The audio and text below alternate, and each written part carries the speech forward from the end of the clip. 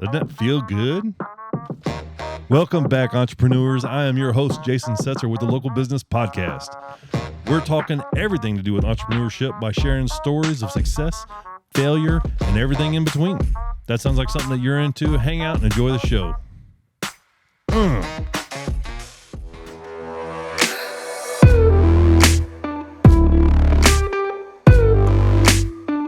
Welcome back to Local Business. In studio with us today, we've got Mark Roberts, who's going to tell us everything there is to know about overnight access and how easy it is. Mark, yeah. Welcome. I appreciate you taking the time. You want to give everybody the elevator pitch, who you are, what you do, and who you do it to? All right. My name is Mark Roberts. I own, Shirts Auto Service, but we're in the middle of a rebrand right now to Total True Automotive. I've been in the automotive business pretty much my whole life. Started out in the collision business, was a collision tech for a number of years, have a background in electronics, working on IBM mainframes and stuff back in early mainframes in the day. Mainframes, token ring networks and desktops back in the 85. Wow. And then just in my free time, I would go help a guy with a shop and work on cars and enjoyed it. And he just said, one day you need to come to work for me. Did you? And I did. I said, well, I don't know. This job I have is pretty cush, and I don't have to work that hard. It's, really I had to show up about 2.5 days a week, but I was on call 24/7, had 2-hour response time. And, but I had a lot of free time. So I'd go out there, and he said, you need to come to work for me one day, and we'll see about that. And then he got to the point where he was super busy and said, you need to do it. I'm like, I'm making pretty good money. And he says, don't worry about it. I'll take care of it. And he did. Yeah. Worked for him for 10 years, Jack's Paint Place there in Converse, and worked for 10 years, and then was teaching at night, automotive electronics and safety systems and alignment principles, pretty much everything related to collision repair, frame straightening, dimensioning and stuff. And you were teaching that I was teaching that at night. At a local college? Or? It was through our industry. Oh, okay. The industry has some training that's required by insurance companies and stuff. And so I was doing that at night. And really, once I got to the electronics part, I, understood that most of these guys have no clue about all this new stuff coming out. At the time, airbag systems or restraint systems were coming out, analog brakes were coming out, and felt like, man, I could just go start a company doing nothing but airbag repairs, any type of supplemental restraint system, analog brakes, any type of automotive electronic issues and stuff that I could do that. And everybody said it wouldn't work. And I went and did it anyway. Figured I could be my own boss and have no teammates for a little while. And that lasted 3 months. Ended up hiring another tech and outfitting them in a van. We were completely mobile. 3 months, ended up hiring another guy at 6 months, ended up getting an office, hiring an office person. Wow, that just went out of control fast, huh? Well, yeah. Not out of control, but it's... Yeah, it was interesting, and then ended up opening a shop in Austin and hiring techs in Austin, and so we covered pretty much South Texas. And this is just doing the airbag stuff. We were a sublet vendor for collision shops mainly. Okay. And then was teaching at insurance companies what to look for on deployments and stuff, and then became a expert witness for attorneys, and never, I talked to a lot of them and wrote stuff, but never really had to go to court or anything like that. But what I learned is what an expert was. And an expert, in my opinion, was anybody can be an expert. So it's a person that knows one more thing than the person they're talking to. That's what makes them an expert. Because man, I was so nervous when I did that. I'd get a job, for the next day for a particular car, and like I've never worked on one of those, have no idea how that system works, and I would just comb through the manuals and look at wiring diagrams, read everything I could and show up. Wow. And did that, and then got into writing software. I wrote a software system for that business, whole management system, a tracking system, inventory system. And, wow. And it was fun. Yeah. And I enjoyed it. I'm like, wow, this is kind of like working on a car. So if you don't get dirty, you can make stuff faster and you can do it in the air conditioning. And so I did that and ended up selling that business, which was kind of dumb on my part. Just, I was young and I got sideways with a company and they ended up buying me out. They sued me. I countersued, but went back and forth, and they ended up buying me out and said, well, I'm not going to do anything for 2 years. I'm going to sit home. I think I'm going to go back to school and learn to write. That's an interesting good code. That's an interesting outcome of a sideways happening, right? I don't think I've ever heard that before. Well, I got involved with a franchise, and because of what we were doing, and they just didn't provide. They didn't do everything that they said they were going to do.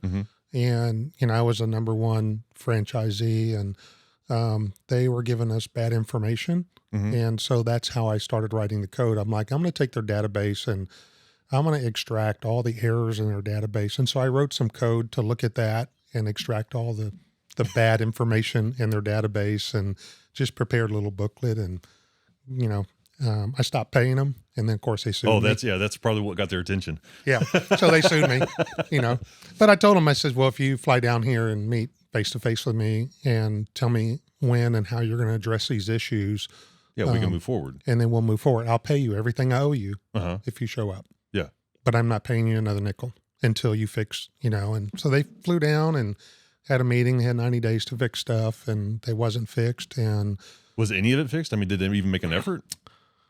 It's been a long time. Sure, that's fair. It was before yesterday. So yeah, right. So the outcome was y'all were suing each other, and then they just said, you know what, we're just going to buy this guy. Yeah. Wow. Well, that was the option. I said, why don't y'all just buy me out? Okay. And we can be done with it. And then they bought me out, and then they offered me a position with the parent company. Did you take it? No. No. Well, that was a tough deal. But I mean, it was a lot of money. Yeah. But it was in Seattle, and I don't have to move my family. And I'm like, that's not a pond skip, but that's across the country. Yeah. And I'm like, I just, and the hardest thing for me was like, gosh, I'm going to have to go make new friends. I'm going to have to, find a new church, and gosh, and then I'm going to be gone quite a bit. My family's going to be there it's just not worth it. It's, so. It's kind of flattering though, right? You get an offer, and then it's a lot of money, and it's like, wow, I remember a couple times in my career when I was offered to go to work for somebody, and they throw a lot of money at you, and it's like, for me it was flattering. It was like, man, I don't want to be disrespectful, but I mean, in my head it was like, right away, it's like the answer is no, and then you get then they show you the money, and it's like, wow, yeah. I mean, it's still no, but wow, that's kind of cool, That's sometimes I think that's hard to turn down. So yeah, it was an interesting time, and I was just going to sit home for 2 years and study and did a little bit of school, and I didn't. No, I didn't do any of it. So what happened? So you had, I'd imagine the 2 years is some kind of a non-compete or something like that, or no? Or? Yeah, I had a non-compete, but I mean, I wasn't going to go back into that business. The interesting thing about it is the software I wrote, they still use today. And the guys that I hired still work for that company today. They're still around today. Wow. Which is pretty cool. Yeah. And so, yeah, I didn't do anything. I sat home, the market was really good at the time. I was a trader in the market. I traded, just did that for a while. And then I got an offer to go to work for a large company, and I kept putting them off. And then I threw a number out, and they said, okay, when you want to start? And so I ended up having to go to work for 2 years. I had to go to work for 2 years. But in my mind, I was going to work for 2 years for them, and just to see what they were about. I had a really good position, see what they were about. Could I compete? It was in the collision industry, and it was actually with Caliber Collision back in our early days. And wow, it was interesting because I got access to, at the time, they only had about 68, 70 stores between Texas and California.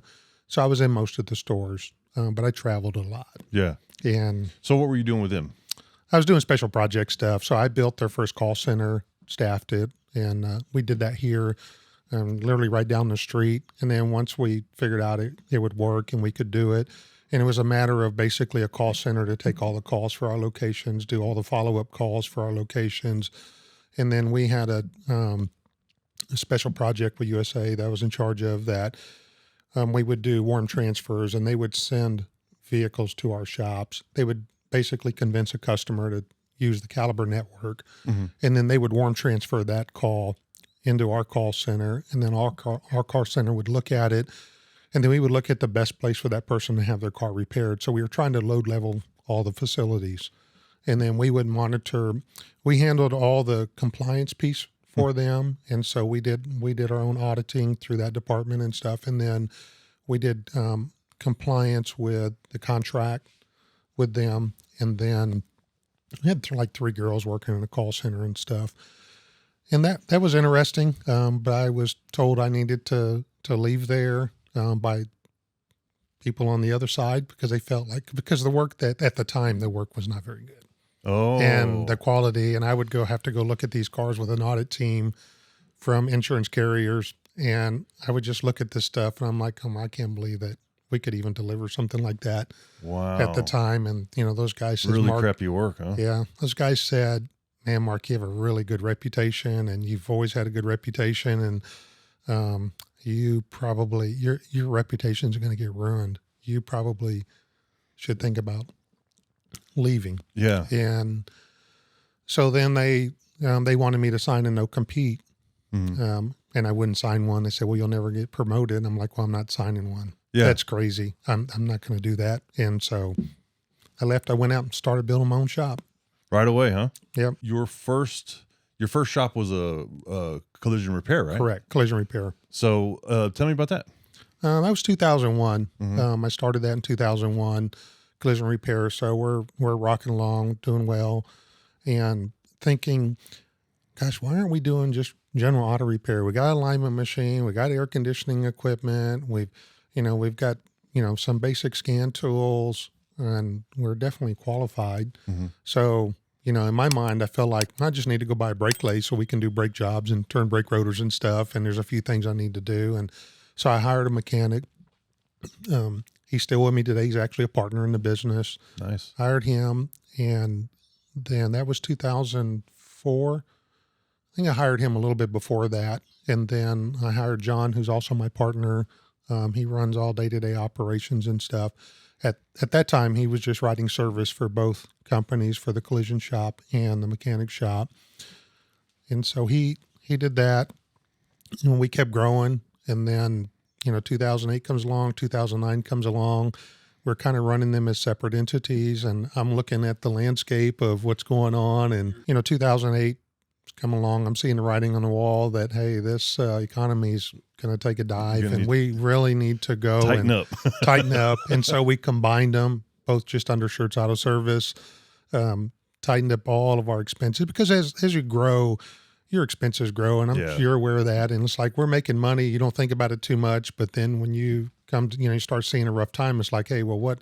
Oh gosh, we're doing what? Yeah. We're spending money on what? Oh, we need to kill that. And so I always think that's healthy. Absolutely. Is to go through that. Absolutely. And so we did. And what was interesting in 2009, we'd always had 15%, 20% year over year growth through the company and stuff. Well, 2009, we were down about 35% in the collision business because people just didn't have money. And it was just like, I just need to keep this car on the road. But then our repair business was up about 40%. Of course, there's much smaller tickets, but it was up. So overall, we ended up 2% growth year over year. So I'm like, hey, we didn't go backwards. So, man, I was just tickled to death. You're weeding out all the I don't want to say frivolous, but all of the, you're leaning out. Right. You know what I mean? So we did. It's fair to say you probably had more than 2%, on your bottom line. You know what I mean? We did better on our bottom line, actually, just because we got rid of a bunch of, expenses and fluff. Combined our advertising and did that. Well, then we did that. And then about around 2015, 2016, I knew I was probably going to exit the collision business and was really just going to focus on the general repair business, because in that business, I was really pretty much hands off. John and David pretty much ran everything. They hired, I ran finances for the company, and I was very involved in the collision business, writing some service, still fixing some cars. It's just, making those owner's mistakes of working in the business and not on the business. Yep. But the auto repair was, I worked on the business. just looking at technology. What can we do to have more throughput? What can we do to grow? I felt like that business was just a better business. Obviously, ticket values are much lower. Margins a little bit better, but obviously ticket values are lower. You got to service a lot more cars. But we didn't have what I called the friction cost in that business. And the friction cost was in the collision business, I always felt like you got about 4 customers for every car, because you've got an insurance company that's telling you how to fix the car, where to get parts from, what your margins are going to be. And you have a rental car company that's hired by the insurance company to basically call you every day to get status on, every car that's got a rental, because they're trying to mitigate rental expenses. Then you had the husband or the spouses that don't talk to each other. And then that business, I always felt like everybody's mad. Yeah. Oh yeah. Because either and in a they hurry. wrecked their car or somebody else wrecked their car. And the transaction time was just becoming greater and greater. So everybody that came in wanted to tell you about the wreck and how things happened and how it's not their fault or how this idiot hit them or whatever. And, so that's like an hour transaction every time you wanted a car. Well, in the mechanic business, it was like, hey, my car's making clickety-clack and clankety-clank, and here's the keys. Just call me, let me know what you find. Yeah. And Sure. drop it off, and you go through and write an estimate, tell them what you found, and if there's, any type of repair options, and give them the options, and you want to fix it or you don't want to fix it. Yeah. And then fix it, and they pick the car up. Well, and I can imagine too, right? With the collision part of things, it's you were paid where that didn't need to be redone. You're just taking advantage of me, whatever. I can see how there's a lot of friction on that side. Yeah, he's just constantly chasing money too, because you have a supplement, and you don't have the check when the car's ready, and right. The insurance companies, well, I'm sending it to you, and you get them to send you a copy of it or whatever, just so you have proof of payment, and that didn't always work out. Sometimes they'd send it to the customer, and then the customer thinks it's Christmas and figures out a way to cash the check, and then you're having to go and boot. I've gone out and booted cars before myself, and picked cars up, and and it was just frustrating. A lot of friction. And so sold that, and built a new mechanic shop, and in 2017 on the 399. Yeah. What's crazy is that when we moved, and it's all about location. When we moved around the corner, our business increased about 30% because of that, right off the bat. Because of just the traffic. Wow. Yeah. Okay. So that was your first your first. So that whenever you built that building on 3009, that was I would say officially your exit out of the collision business. Yes. Okay. And that happened literally within days. I mean, I sold that business like May 25th, and it just so worked out that my new building was ready, and they moved out that weekend. And so when you were building that building, you knew that you were going to be out of that business. So, well, I knew I was going to be out of the business at some point. It was like, I just need to get them separated, because most people don't want to buy, the collision business and the general repair business are two different animals, different demographics of teammates, and it's just a different business. So a person that's in the collision business typically doesn't want anything to do with auto repair business. Person auto repair business doesn't want to do anything with collision business. There are a few people out there that are okay with that overlap. So I felt like, hey, I'm going to be better off getting them separated. The technology that went into that store on 1103, you have the full car scans. You got tell me a little bit about that building then, because the footprint is the footprint's not the right, but the foresight with technology played a big part in how you built that building, right? Yeah, when we started on it, technology wasn't out at the time, and then when we were in the process of planning and kind of getting starting on that building, we ran across some of this technology. We went and looked at it, felt like, gosh, we need to put this in. This is some pretty cool stuff. Let's put it in. So we changed our building around a little bit. But when we built that building, it was about $1.2 million into that project when COVID hit. Oh. And that was tough. I bet. It's like, gosh, what do we do? Do I keep going? Do I Stop the bleeding. I can stop the bleeding right now. I can handle that. Right now. But gosh, what's going to happen? Then I finally just, we got to press forward. Yeah. We just got to do it. It's taken a little bit longer for that store to come around. It's still not, at 100% capacity, obviously, but it's getting there. And, we knew that road's going to be under construction. It was probably supposed to be close to completion by this point. It was a 3-year project. Yeah. Yeah. And so that was 2020 when we opened that. September 2020 is when we opened that. Oh man, right. That was right in the height of COVID, huh?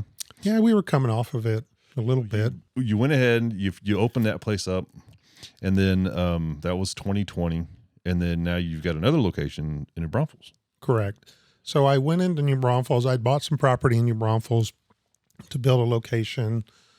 Got frustrated with architect, and just because I couldn't hit a deadline, and then decided, what, probably not the best decision looking back, is that I'm going to just go buy something. I'm going to send letters to every shop. And I looked at every shop, sent letters out. Anybody interested in selling? Had a shop call me, said they were interested. Bought it. Probably should have done a little bit more homework on traffic count. Just felt like, hey, on Landis Street, gosh, that's a busy street. It's right there where, Worst Fest is, and right there, the Walnut and stuff. It's got to be good traffic. Well, it's not. Oh, no. It's the traffic's right there at the intersection. And it kind of reminds me of our original location on Borgfield Road.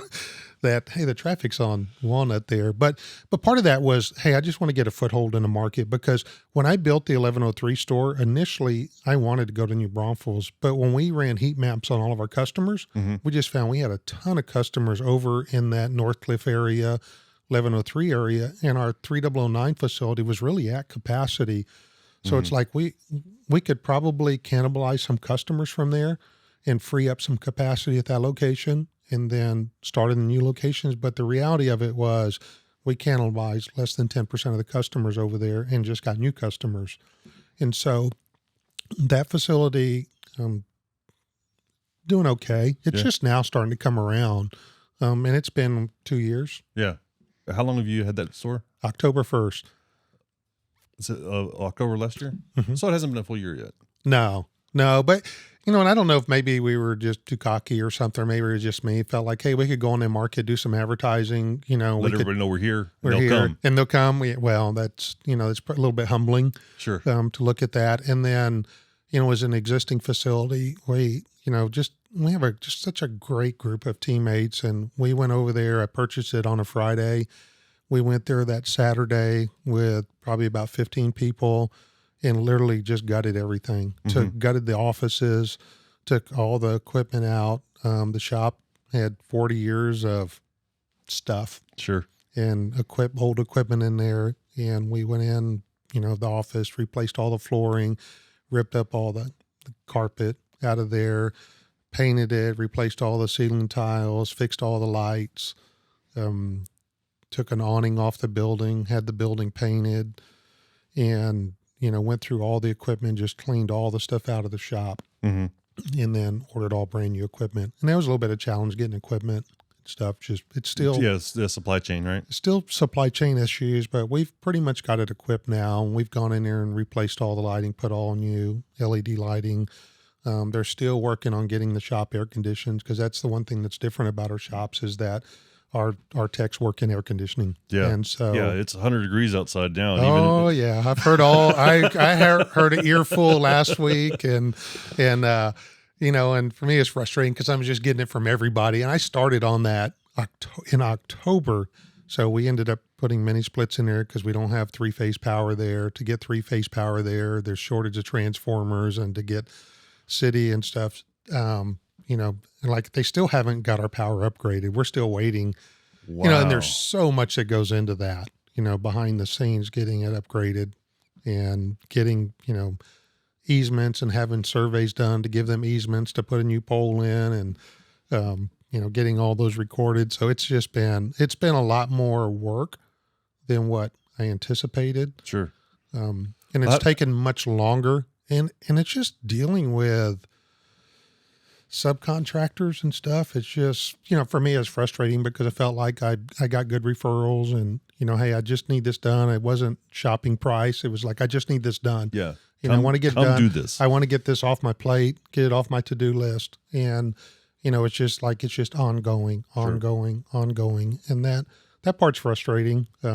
But it's just part of it. But I just had to keep telling myself that, hey, it's still less expensive than building a new building. Well, that was going to be my next question. Well, and then so less expensive, is it less expensive than building a new building or less expensive than building a new building in shirts? I think it's less expensive. It doesn't matter anywhere because you've already got, the problem when you build something is that you've got that carrying cost of while you're under construction and you're, obviously I don't have that kind of money that I can just fund everything. Sure. Is that you have that carrying cost. And then so every delay you have increases your carrying cost. And I think that's the thing the cities don't get. I don't think they care. Right? They don't need to get it. How does somebody else get past this? I mean, because that whole road is littered with new construction going on. I mean, I don't want to say that you're the only one that's had this big a problem out there. How's?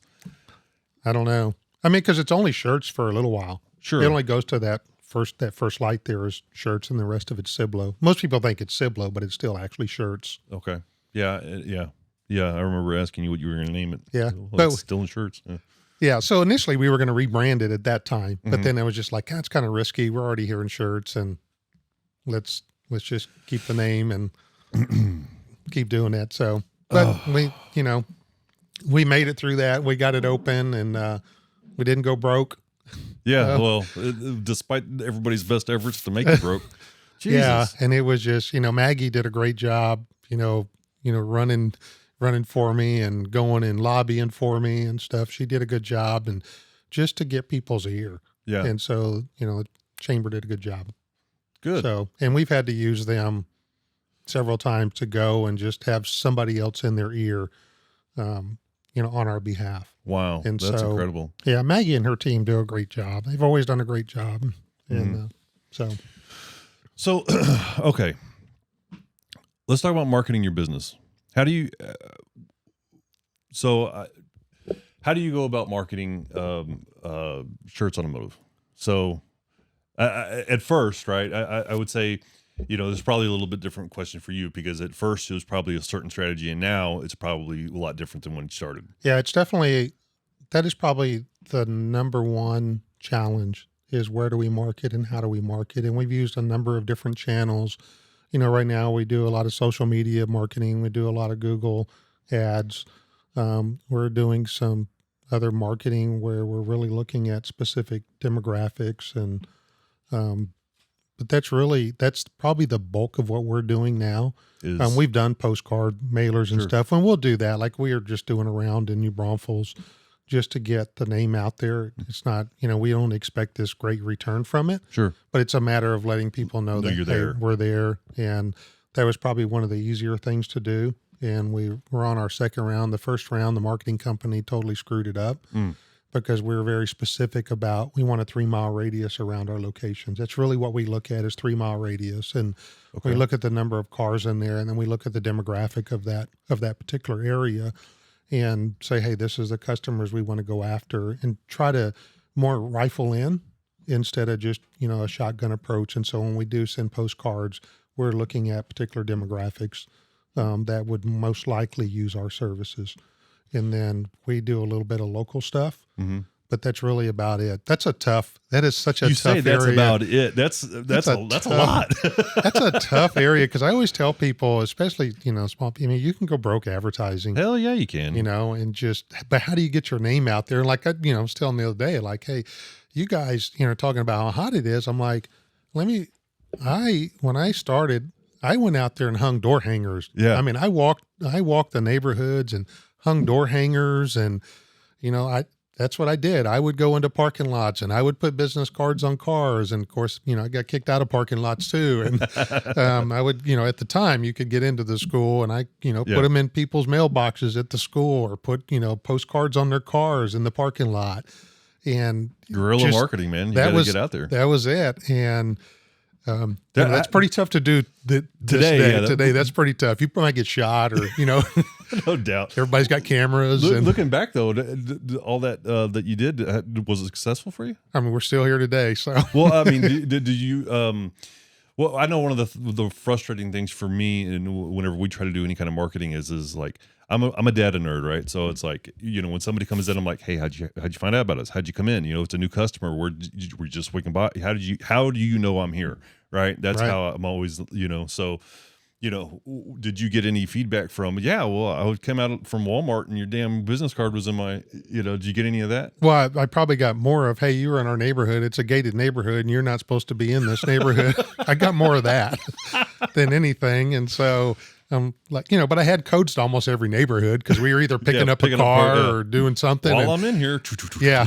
And I literally went out and mapped the neighborhoods myself. Like I didn't have access to, all this data. I would look at the cars in the driveway and make a note of what cars in the driveway, what the address is. And I went and made my own, kind of territory maps and like, hey, we're going to mail to these people right here. And that's how we're going to do it. And wow. I don't have time to do that today. Well, no.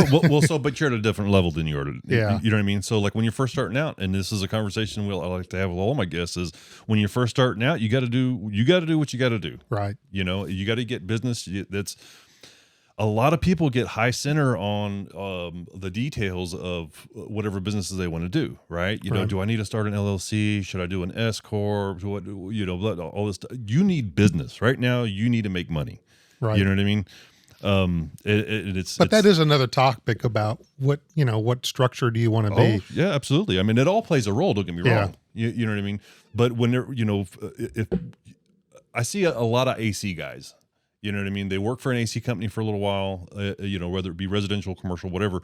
And then they start their own, it's like they get the technical aspect of their trade and then they start their own business. Right. And then they get really high centered on, look, if it's you and a helper, or maybe you and a couple of guys and you're starting a business, you need to get to work. You know what I mean? You can always go backwards. You're never going to hit it out of the park 100% right at the beginning. You know what I mean? I started, I've started several businesses, and they always end a lot different than I started. You know what I mean? And I've spent more money because of my ignorance. When I started some things than going forward some other stuff. We all do. I mean, like even you're talking about structure. So I would always set up these corporations and stuff for the operating entities and then for the real estate and stuff. And I would always just do it, go online. Sure. I'm like, I've done enough of them and stuff. Well, now we're going back. So that was kind of one of my projects last year that's rolled into this year, is really looking at our structure for all of our corporations. Mm-hmm. And, some stuff I didn't really set up like I probably should have. And I should have got better.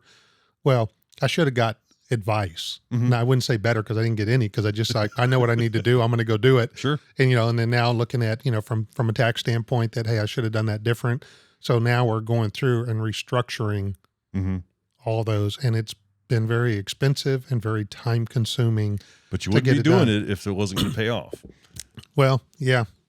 Well, I was trying to simplify some stuff too. Sure. And because you got a number of sets of different books and a number of different corporations and stuff that just say, we just got to clean this up. Yeah. When I first started out, you know a guy who knows a guy. You know what I mean? And I'm like, this sounds like great advice to me. You know what I mean? Like, it's funny how many people that are not in the tax business, accounting business, that will tell you all these strategies. You know what I mean? Like, wrap your card. It's a complete write-off. A lot of people don't even know what a write-off means and what that, anyways. You still got to make money to pay for it. Right. Well, so I remember the very expensive lesson that I learned between a bookkeeper and a CPA. And that come at the cost of a 3-year audit from 07 or 08, 09, and 2010. I was like, okay, well, now I know what the difference between a bookkeeper and an accountant is. But anyway, well, I would probably say the best string of advice, one of the best things that I've ever been told was this. After I was audited, I was really bitter. I was really angry, and I was really mad. And so my dad was the kind of guy who, God rest his soul, he was like, he wouldn't use back in the day, he wouldn't use Western Union because he didn't want them getting their cut. You know what I mean? So it's like he would put thousands of dollars in these magazines and fly them across the country. You know what I mean? Because he didn't want to pay Western Union, right? So this is the kind of guy he is, right? So I remember at the end of my audit, I was like, if I didn't have a bank account, they would not have been able to figure out all the stuff that they did, right? So I'm like, I was at a fork in the road, and I was like, I could go completely off the books and, whatever. And then a really successful, really level-headed friend of mine, his dad, the successful guy, he says, yeah, Jason, yeah, you could go through all this trouble and use cash checking services and stuff like that. He says, or you could just make more money. Because then that's a lot easier to do than all the shit that you're talking about. Right. Just make more money and just figure it in. Just figure it in. It's nice. He says and so if you go into making $1 knowing that you're only going to take 75 cents, it's a lot easier and a lot less heartburn. And then when they don't take 25 cents, it's like a bonus. Yeah. Well, paying taxes is a benefit of making money. Yeah. I like how you said that, a benefit of making money. Yeah. So what's your most, you say that's just it, all the stuff that you did with the marketing here. What do you think is their most, what is the most useful out of all the different services? I don't say useful. Reviews. That's what gets your name out there the best? Oh, yeah. I know you're putting. Hands down. That's I see that a lot on your social media. You share those a lot. Those are good stories to share. Reviews is the number one best word of mouth. Marketing. Yeah. Okay. And then you look at our reviews. I mean, it's not normal for auto repair to have just, tons of great, we've got probably over 1,500 reviews on 3009 store. I don't know how many we have for the 1103, and we're getting them for the Landa store. Is that's what really sells. And I'd say people would probably think that we go in there and we delete bad reviews because we have so many good reviews. I mean, we have like a 4.8 on Google, and we don't. But if we get a bad review, we respond publicly. Nice. And if we messed up, we respond publicly. We just own it, because that's just part of one of our core values is taking ownership of anything that we do. And we're servicing, a number of cars every month through our shops. And when you service 1,500 cars a month. Wow, that's a lot of cars. Not everybody has their best day every day. Yeah. So that, it's like, hey, we do mess up every, and these cars are complicated.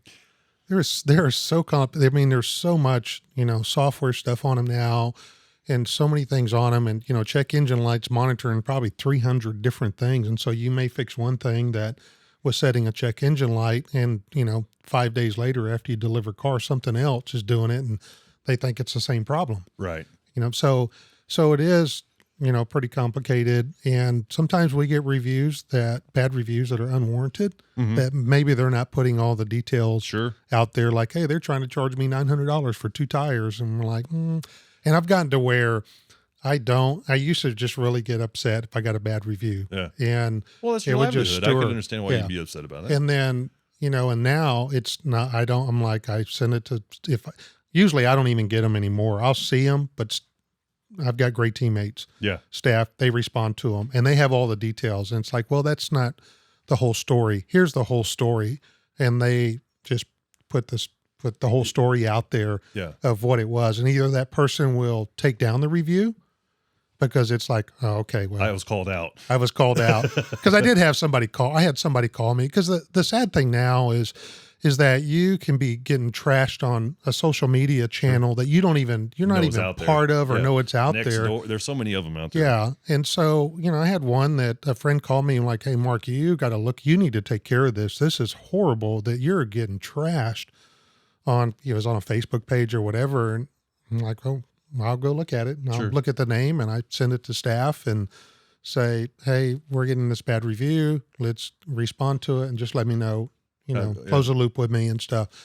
So they literally send me the details, and I send the details to my friend that alerted me to it. And she's like, wow, Mark, this is bullshit. They should have never put that out there. And I can't believe y'all have that. I mean, those are like incredible records and times and what the conversations was. And like, y'all keep really, really good notes. I'm like, yeah, we do. And she goes, learned. I'm calling my friend. Oh. And I'm going to tell her to take it down because that is not right. And she did.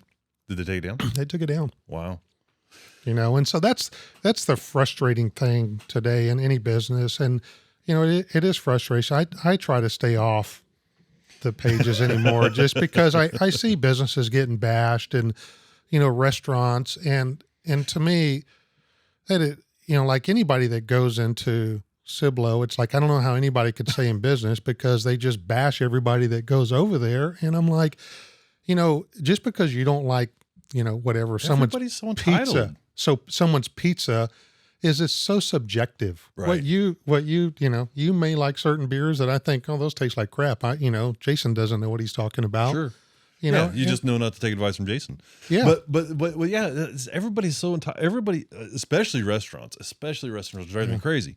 People think that they are, that their mighty dollar that they're going to spend with you, they're going to support local, and by God, you better treat me like a queen or a king. Right. It's so frustrating. I spent $20. I spent $20 on the meal, and gosh, it was terrible. So I'm going to make sure everybody knows about it. Yeah. And it's just online bullying. Right. Is really what it is, and keyboard warriors and stuff. And trolls. Sometimes you just want to go, punch somebody in the face or something. But yes, we're not advocating that. Well, I mean, sometimes no. Yeah, you're right. I shouldn't be advocating that. Who's your typical customer? It depends on the store. Okay. It's really interesting because the 399 location, most of those are older, retired, maybe doing civil service too, no kids. How old is their vehicle? 5 years old, 5 to 10 at the most. And then, when they come in, it's like, hey, my car needs this. And then, we'll do full evaluation on them and stuff and just tell them, hey, these are items that are recommended. We don't hard sell or hang, but these are items that are recommended. They're more like, okay, yeah, no problem. Just do it. Just let me know when it's ready. They don't need another car. Or they either got another car or, just do it. 1103, it's more, both parents are working. They've still got a couple kids at home that are also driving. And I feel for those because I'm like, gosh, they're buying insurance for those kids and they're trying to keep their cars running. They don't, so it's much different there. And it's, they've got to really consider what they're going to spend repairing that car or doing any kind of maintenance and stuff. And so that is a little bit different. New Braunfels is different because it's an much older German clientele where they'll come in 2 or 3 times before they're able to even drop a car off for the same problem. They'll come in, they just want to meet the people. I tell them, hey, stop by there and meet Vicky. She does a great job and stuff. And it is definitely a different demographic, and that, I feel like advertising that we could probably reach another demographic that, doesn't know we're there. Yeah. Whatever. So, it's just different in each of those shops. And it used to be, the one thing I've noticed in most of our shops now when I go in, and I don't go in the shops that often, they don't really want me there. I'll go in there to get mail or, we have a meeting once a week that I'll go in, but, for the most part, they don't necessarily want me there. Yeah. And, but the thing I'm noticing is the amount of Jeeps in our shops. It's crazy because F-150 is really the number one vehicle. Okay. Yeah, F-150 is just. That's hold on. Number one vehicle in our repair shops. Oh, okay. What'd you drive up in? F-150. So why are you driving the most repaired vehicle? Well, it's not. They're keeping them longer and they are maintaining them. They don't have a lot of problems with them. I get what you're saying. But they, the older ones, the 5.4s and stuff with spark plugs and stuff, there was a number of issues and stuff. But like the newer ones, there's not a lot of issues. And I'll tell you, the only reason I drive it is number one, I like that motor, the 3.5 twin turbo EcoBoost. And I like the fact that it's got a keypad. Then I don't have to have take a key out. If I don't have my key, because sometimes I don't have my key, I'll leave it in the truck or leave, just like I don't want to carry it, whatever. Sure. That's probably the number one reason. This is the keypad on the door? There's a keypad on the door. That's hilarious. That's awesome. I don't got to take out my phone and use an app to unlock it. I don't, I don't have to do any of that. And they're just good trucks. They run good. They, I've got 130,000 on that truck and nice. I'll just keep keep driving it, keep plugging away on it. And I got more miles on my Harley than my truck. So I will say though, I remember whenever I was working construction, I always wanted to have a Ford. You know, it was just like the thing. It might fall apart around you, but it's still going to go. You know what I mean? And then, so like now, my dad used to always make the comparison. Lawyers and doctors drive Chevys, and the working folk drive Fords or something along those lines. He would say. He's a smart man. So, but the type of vehicle that is most common in your place, does that also vary per shop? It does. So and the age of the vehicle also varies. So, and I would love to tell you I have all that data in my head, but I don't. No. So what's the craziest thing that you've had to fix on a vehicle? Well, I couldn't tell you. Or not you, but because I haven't fixed nothing in my shops. Okay, fair enough. How do you guys determine pricing, the value of your service? And well, a lot of it is, we're using labor guides. Okay. That are out there, and the labor guides have some variation in the labor guides. That's the main thing. And then we just look at pricing for parts, and the parts pricing has become more difficult because most of these parts houses have basically hoarded themselves out to retail public. So we don't like, when I go to Napa or the back end of O'Reilly's, which is called First Car Call, which is their commercial division, you can buy stuff the same price I can buy it for. Okay. We don't really get discounts. And so we just have to use a pricing matrix depending on the price of the product. Like I'll tell people like, we need a hose clamp. Mm-hmm. It's 50 cents. Well, you're not going to mark up that hose clamp 25%. Right. You can't even pick up the phone for that. It may have 300% markup in it. So like something that's $0 to $10 is going to have a higher markup. Sure. And then the scale, you put a motor in a car that's several $1,000s, you're not going to make 25% on that motor. You'll never, and so it's just kind of a matrix to look at pricing and stuff. And so some of that is changing a little bit, just because the labor has always been very low. And so now you're seeing labor rates increase dramatically. And part of that is because of some of the parts pricings. Like we've looked at, say, well, what if we have 10% markup on parts? We just increase our labor rate because we still have to make the money, obviously, to pay for building and everything. And so, because everybody, you have people out there shopping on the internet all the time. Well, I can get this part for $5. You're charging me $15. Mm-hmm. And, is that the same quality? Like we don't let people bring their own parts. Okay. A couple of reasons: insurance, quality of parts. You don't know exactly where that part has been, where it came from, and there's a lot of bad stuff out there. I will tell you that.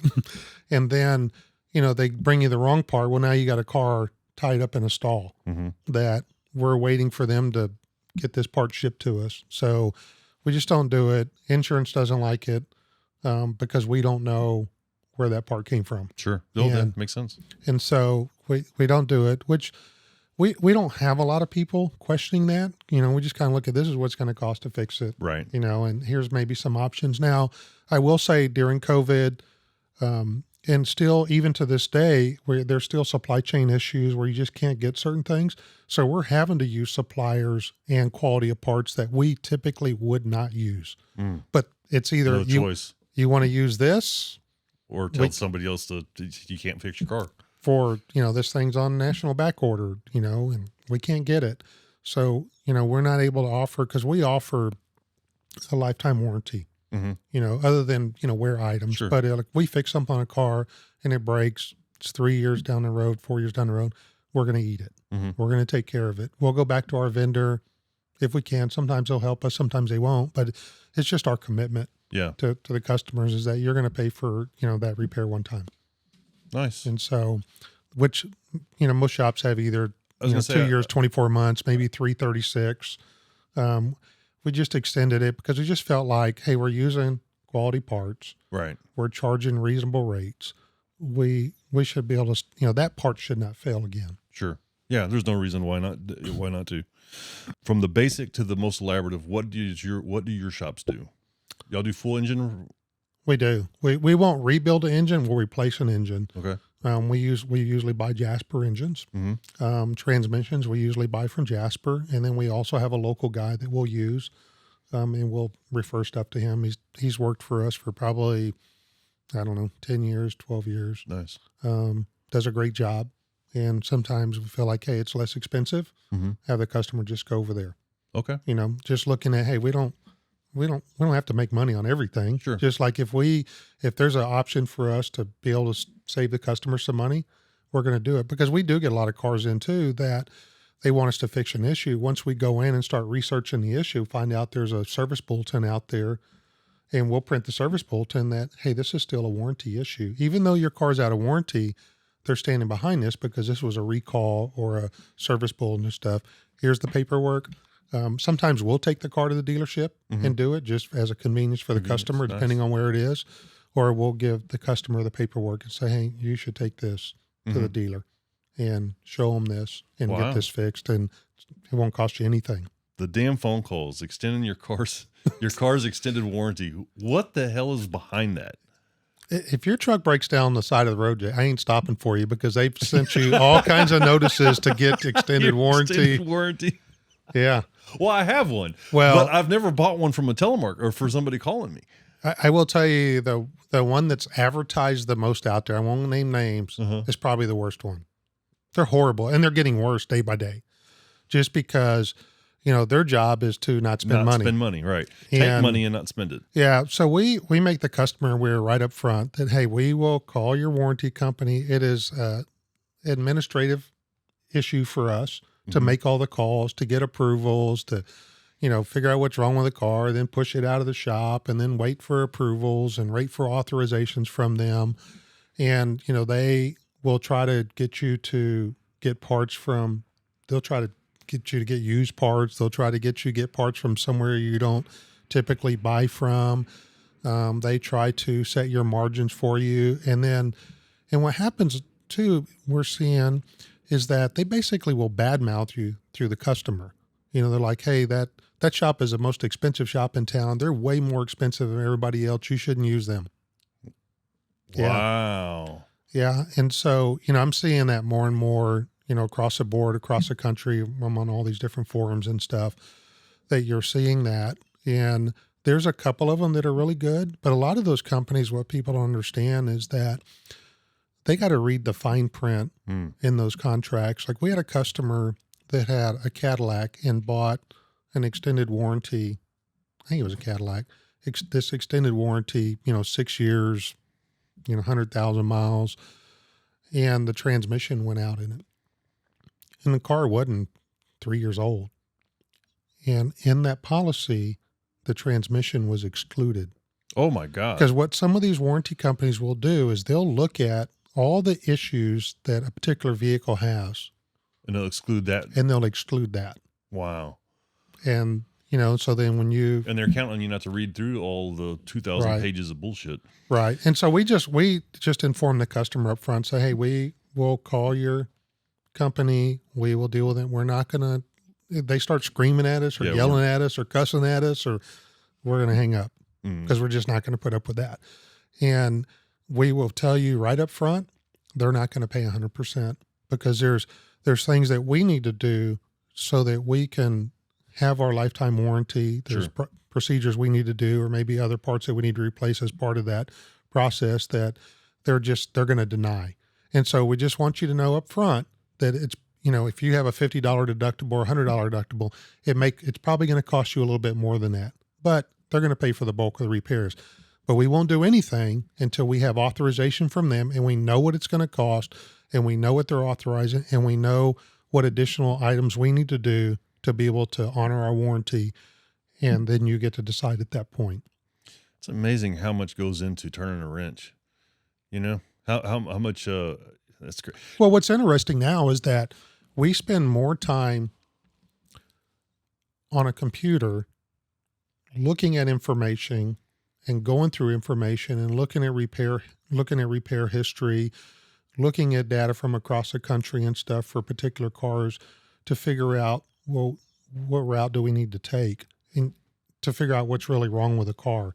So you may go put a scan tool on it and capture some data, freeze frame data, whatever. Sure. And then you're going back to a computer saying, okay, we use a number of different services where they're spending a lot of time on a computer. So all of our guys have iPads. We run everything off, iPads or whatever well, I won't say iPad now because we're not using iPads. They're using Samsungs. Right. Yes. I'm a Apple guy. Those guys, my partner John he is not an Team Apple Android. guy. He's a Team Android guy, and I'm like, I don't really care. John is a smart man. Yeah, I'm like, I don't really care. Whatever you're managing it, you do it, and he's done a great job doing that. So they all have that. So they all get their service information on an iPad. They get their jobs on their iPad. They have all access to all the information services on the iPad. They have access to the vehicle's history on their iPad. Wow. And so the ideal is to try to keep them in their stall, because if they're walking around or having to walk to the office for something, that's a time waster. Yeah, absolutely. And so we really look at productivity levels and stuff for the techs and try to make it easy. Now, granted, there's times where they'll go to a large terminal with a large screen if they're looking at a big wiring diagram or something that it's sometimes a little difficult on an iPad. So we do have terminals out in the shop and stuff. So.